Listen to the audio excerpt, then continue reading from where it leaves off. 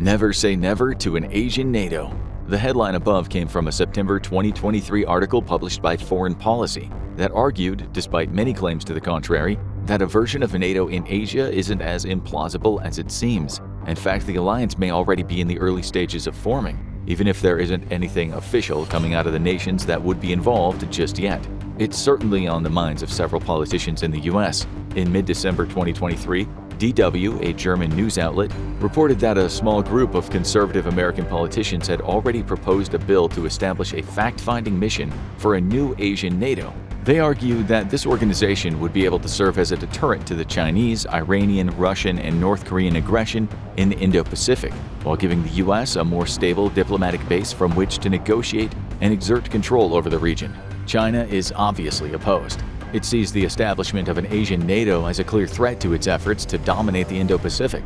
But China must realize that the alliance doesn't have to be official. In fact, NATO-like alliances are springing up throughout Asia, representing as big a threat to China's Indo-Pacific dominance as an official version of the group would. The question is simple. What do these NATO-like alliances look like?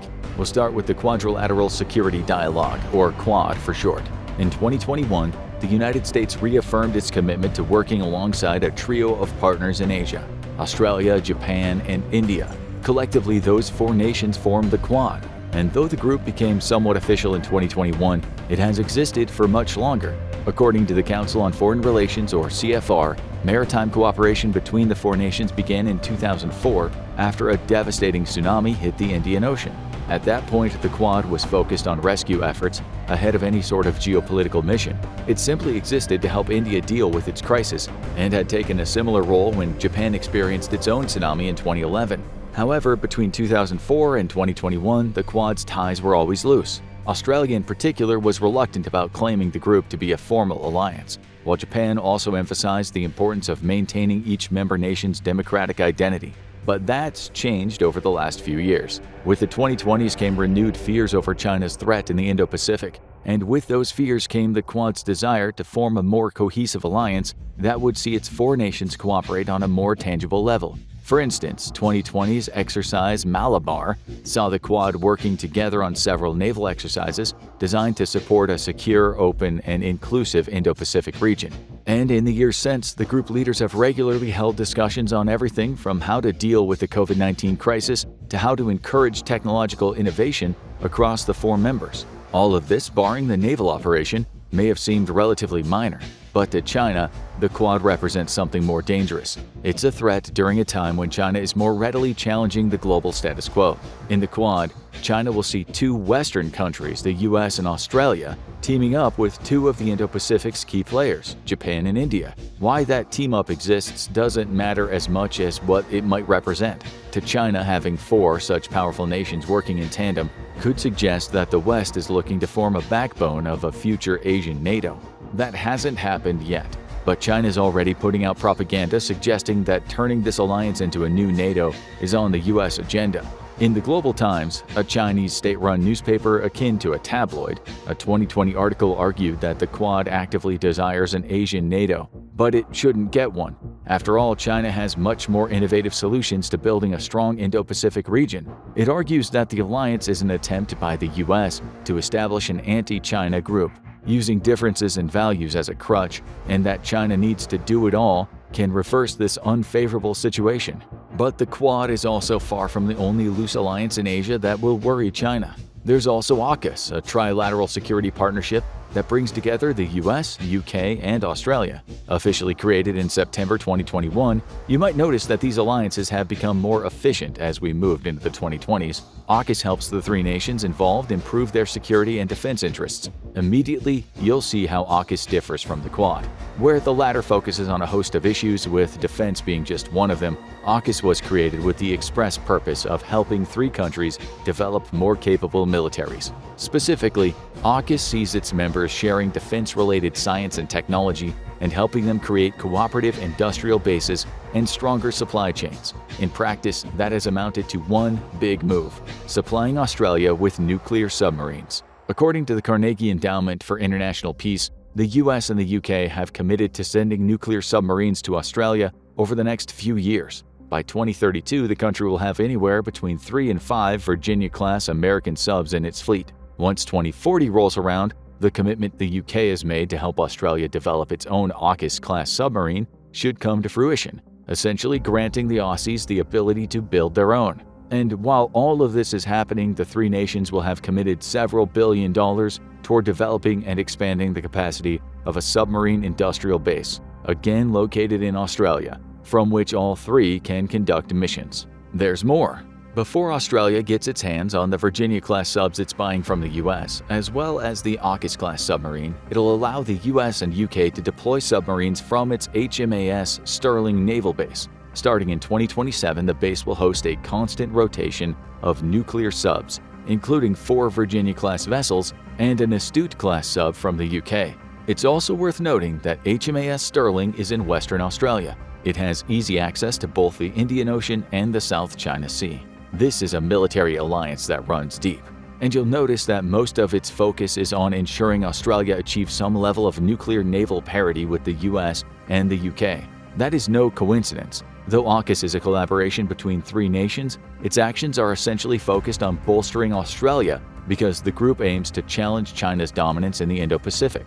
After all, China is no stranger to the benefits that having nuclear submarines offer. According to Defense Security Monitor, it already has 16 in its fleet, some of which are capable of launching ballistic missiles with nuclear warheads attached, and China has been using the strength of its navy as a posturing tool that has enabled it to emphasize its dominance of the Indo-Pacific seas and oceans. To China, the AUKUS program directly threatens its naval dominance. If that isn't obvious yet, China's been very clear regarding its concerns about the program. In March 2023, The Guardian published an article in which a spokesperson from China's foreign ministry, Wang Wenbin, claimed that the development of the AUKUS-class sub could see the US, UK, and Australia go down a path of error and danger. China is attempting to use AUKUS as evidence that the West is forcing it to engage in an arms race. Of course, it does not mention that it already had and has continued to build nuclear submarines long before AUKUS existed. The real threat to China is that AUKUS, like the Quad,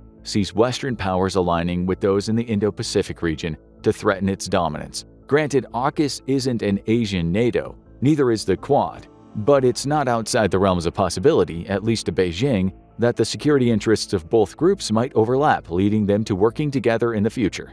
And that brings us to the third NATO-like alliance that's forming in the Indo-Pacific, the American, Japanese, Korean Trilateral Pact, or JAROKUS. This is the most recent of the alliances that the United States has formed in the Indo-Pacific, but to China it might be the deadliest. Announced in August 2023, JAROKUS sees the strengthening of ties between the US and two of Asia's most prominent democracies. Almost as important, it also sees South Korea and Japan put historical differences aside so they can collectively face a much bigger threat, China. In the US Department of Defense press release that announced the alliance, Joe Biden pointed out that the alliance comes in the wake of what all three members see as an inflection point in global history. Though the article doesn't mention China by name, it does talk about conducting operations in the South China Sea. It's clear that the formation of this group is yet another message to Beijing that it isn't going to have everything its own way in the Indo-Pacific. You could consider JAROKUS the most active display of what an Asian NATO might look like.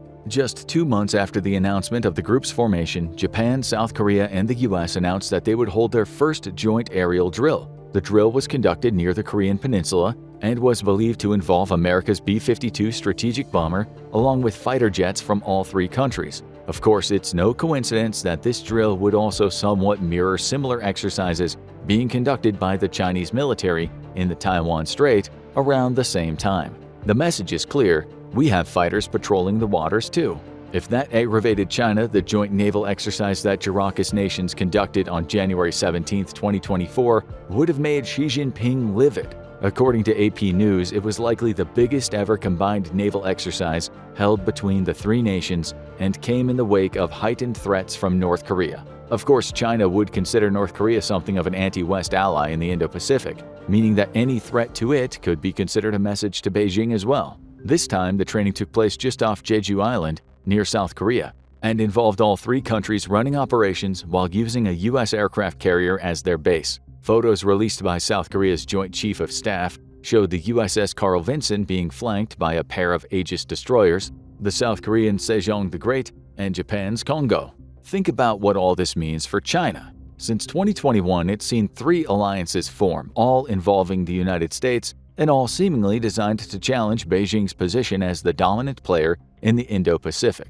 Worse for China is that there's a fair amount of crossover between these groups. Japan is part of the Quad and JAROKUS. Australia is also part of the Quad and AUKUS. China will feel that all of these groups have the potential to collaborate and, most worryingly of all, spread Western influence in a region that it has worked so hard to dominate through a combination of its military strength and propaganda. And it still doesn't end there. Look elsewhere and you'll see more and more signs of the United States cooperating with Indo-Pacific nations. Take Taiwan as an example. It has long been the subject of threats from Beijing. China believes that it has a claim to Taiwan being part of China rather than allowing it to be an independent nation. Taiwan has been building stronger ties with the United States. In 2022, it was America's 8th largest trading partner, with that relationship only looking likely to grow thanks to a June 2023 initiative to bolster trade between the two nations in the 21st century. Military cooperation between the U.S. and Taiwan is growing too. Toward the end of 2023,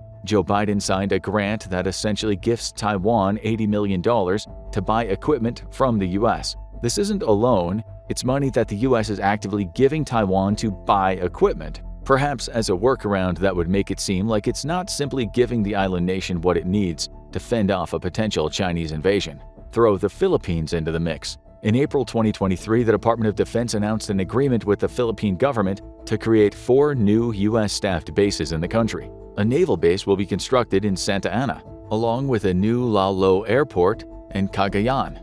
Gamu will host Camp Melchor de la Cruz, with Palawan welcoming American troops via its new Balabac Island base. It's no coincidence since the Philippines lies just south of both China and Taiwan, giving the U.S. eyes on both the South China Sea and the Taiwan Strait, the latter being the likely invasion angle Beijing will take if it decides to launch an attack on Taiwan. But there's more. America's old nemesis, Vietnam, seems to be coming on board as well. In September 2023, the U.S. Department of State released a fact sheet detailing America's security cooperation with Vietnam. It claimed that the relationship between the two countries grows ever stronger, with both apparently sharing visions of a free and open Indo-Pacific.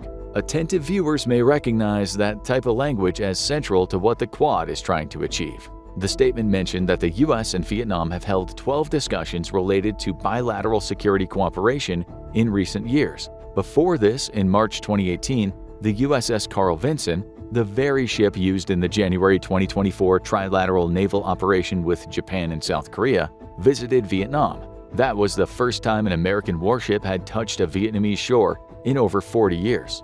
Aircraft carrier visits have been relatively commonplace since then, with the Department of State also sending $104 million in funding via its Foreign Military Financing or FMF program between 2017 and 2023. That's in addition to a one-off grant of $81.5 million in 2018. In fact, more and more countries in the Indo-Pacific seem to be welcoming cooperation with the United States. Singapore, for instance, isn't an official ally of Washington, but it does provide America access to its Changi naval base, which lies just off the Strait of Malacca, connecting the Pacific and Indian Oceans. Like many other countries mentioned in this video, Singapore also participates in several joint naval exercises with the United States and its allies annually. There's Indonesia to consider too. Like Singapore, Vietnam, and the Philippines, it's a member of the Association of Southeast Asian Nations, or ASEAN. While ASEAN itself is nowhere near strong enough to be considered an Asian NATO, November 2023 saw America's Defense Secretary join the group's annual meeting. The U.S. and Indonesia have also signed a defensive cooperation agreement, with maritime awareness being a key factor in that agreement. The State Department even points out that this agreement could be leveraged against China. Speaking of China, let's consider what they likely see happening here. Not only does it have the Quad, AUKUS, and JAROKUS to worry about, but it also has to watch the United States signing defense-related agreements with many nations that they could have potentially considered allies. Even when those agreements aren't in place, as is the case with Singapore, there's a clear collaboration. The United States is the glue binding the countries we've spoken about so far together. Taiwan, Japan, Australia, South Korea, India, Singapore, Indonesia, Vietnam, and the Philippines all have increasing militaristic links to the United States in common. Those 9 countries could undoubtedly form the backbone of an Asian NATO. Right now, they're loosely aligned, via the US, into a budding group of countries that could collectively challenge Chinese dominance in the Indo-Pacific. At this point, it's worth reiterating that these countries don't actually count as an official Asian NATO, but each is clearly interested in not allowing China to dominate the Indo-Pacific region, and through their links to the US, those countries could also bring something to the region that China fears: Western influence. In May 2023, China set its stand out against NATO in the wake of NATO's intention to set up an office in Japan. That office, which is supposed to ease communication between NATO and its Indo-Pacific allies, was something that needed to be met with high vigilance, according to China. And why wouldn't it? The office will coordinate with NATO's key allies, including Japan, Australia, and South Korea, and increasing NATO influence in the region wouldn't be welcomed by China. A spokesperson for the country's foreign ministry noted that Asia should not be a battle arena for geopolitics, before going on to say that NATO's movements toward the east lead to interference in regional affairs, as well as representing an attempt to destroy peace and stability. As is often the case with China, this opposition seems to have a logical grounding.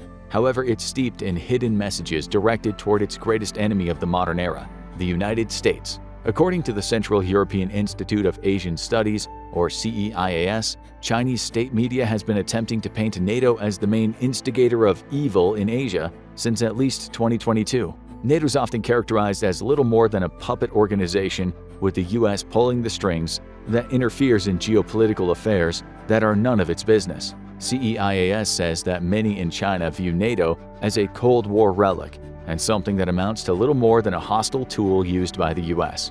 In other words, China sees NATO as a US-led organization and doesn't want such a group gaining influence in the Indo-Pacific. Now, think about the country that ties all the nations and alliances we've previously discussed. It's the United States. To China, an Asian NATO would be a massive threat, not because it's a collective of countries in the Indo-Pacific, but because it's a collection of countries over which it would be unable to exert influence. China's military might become less of a factor in the region because it would not only be matched by the US, but exceeded by the combined might of an entire Asian NATO. China would also have to sit back and see countries that don't have nuclear weapons, such as Australia, receive support from Western allies. That would undo so much of Beijing's hard work in creating a modern military with a nuclear deterrent. And we're already seeing an example of this with AUKUS and the development of a nuclear submarine between Britain and Australia. In short, an Asian NATO would empower smaller nations in the Indo-Pacific to stand up to China in situations in which they would typically have to cower down.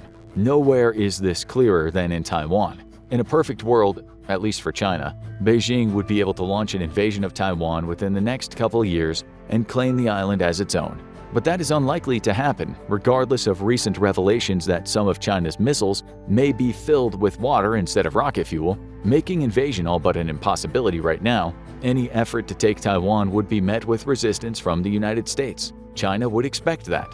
What it wouldn't expect, but what would likely happen in the wake of the US being so vigilant about building alliances throughout the Indo-Pacific, would be the collective opposition of all the nations with which the United States works. China could end up facing a similar situation as Russia in its war against Ukraine. Locked into a battle of attrition, it would have to accept a combination of collective sanctions and potentially see countries it previously intimidated join as one to support Taiwan. You could even speculate that an attempted invasion of Taiwan could be the trigger for the multiple NATO-like alliances that exist in Asia already to form an official group to manage Chinese aggression. Beijing doesn't want that. It also doesn't want stronger economic powers gaining influence in the Indo-Pacific. China has been flexing its financial muscle along with its military strength over the last few years. With the creation of its Belt and Road Initiative, or BRI, it's been offering loans to countries worldwide to help them build infrastructure so they can modernize more rapidly. The upshot for Beijing is that each project it approves can potentially create an ally and infrastructure it may be able to use during a broader war in Asia. According to the Green Finance and Development Center, 25 countries in the Indo-Pacific region had signed a Memorandum of Understanding with China to join the BRI, with a further 6 in Southeast Asia by December 2023. That's great for China. BRI loans carry about 4 times the interest as a loan from a country that's part of the Organization for Economic Cooperation and Development, or OECD. Those loans also come with strings attached. According to the CFR, A 2021 study that analyzed more than 100 of these contracts showed that many have a clause saying China can demand full repayment of a debt at any time. Many also say that the countries subject to those loans can't seek support from any of the OECD's 22 most powerful economic nations. Imagine what an Asian NATO could mean for this money-spending initiative. Not only would China have to compete with combined Western and Asian powers that could provide better offers to the nations that it's currently serving with the BRI, but it would have to watch as they offered superior loan conditions. We might even see the breakdown of the BRI, as smaller countries previously wary of trying to transfer their BRI debt away from China gain the courage to do so because of the collective power of an Asian NATO. To sum it all up, the formation of any NATO-like alliance in the Indo-Pacific in Asia is bad news because such groups threaten China's grip on the region. The smaller alliances we've spoken about in this video could be viewed by Beijing as warnings of what's to come, especially given that NATO itself is opening offices in countries like Japan. Right now, China is at the top of the heap in the Indo-Pacific because of its size, military, and bank balance. It could be pushed off that lofty perch and see the Western influence it so despises start to spread, with the NATO-like alliances already emerging in Asia affiliated into a cohesive group. But what do you think? Could the NATO-like groups we've discussed in this video turn into something bigger and more official? And if so, how do you think China might be able to take advantage of those drawbacks? Tell us what you think in the comments, then check out China versus the United States. Who will win World War III? Military-army comparison. Or watch this video instead.